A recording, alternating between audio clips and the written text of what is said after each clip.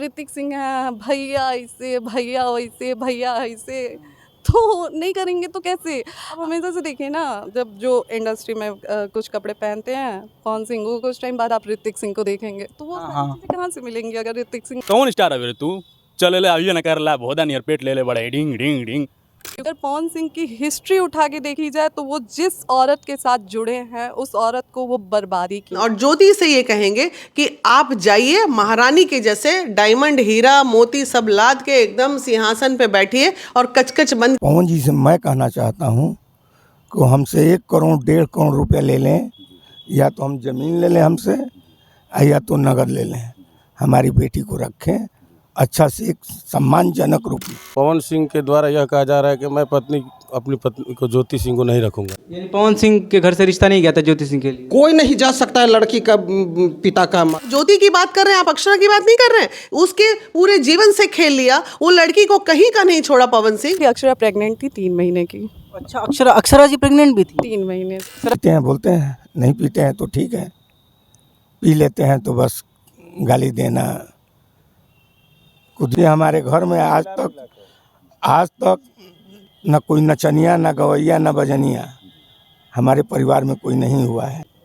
एक ऋतिक जी हैं, उनके भाई हैं जो सिंगर बनना चाहते हैं। सिंगर तो कभी बन नहीं पाएंगे, कभी नहीं बन पाएंगे। पवन सिंह बनना मुश्किल है। मानवी जी ऑन कैमरा कह रही हैं कि ज्योति सिंह को पावर स्टार पवन सिंह के घर पे पहुंचा के आए। एकदम पहुंचाना चाहिए। एक का हुआ है, अक्षरा ने पवन को संभालने का काम किया, नशे में जब लुढ़कते थे तो उसको पकड़ने का काम किया। मतलब 2-4 दिन जो भी मतलब सुख के दिन रहे होंगे पवन सिंह के साथ, तो मतलब आपको एक पत्नी का जो दर्जा दिया जाता है, एक पति देता है, क्या वो दर्जा पवन सिंह आपको देते थे? अगर देते तो आज मैं यहाँ होती। अब ऐसे जैसे मैं कभी कहीं खड़ी हूँ तो ये मेरे को आगे बोलेंगे कि क्या हुआ, मरना है तुम्हें, जाओ छत से कूद जाओ। अच्छा कूदना होगा तो यहाँ से मत कूदना, वहाँ से कूदना। आज हर दिल अजीज बनिए, ससुराल वालों का दिल जीतिए, सबका दिल जीतिए। आपको पति से ना प्रॉब्लम है जी, बिल्कुल। आपके सास ससुर ननद भैंसुर जो है हमको नहीं पता, उनसे क्या प्रॉब्लम है।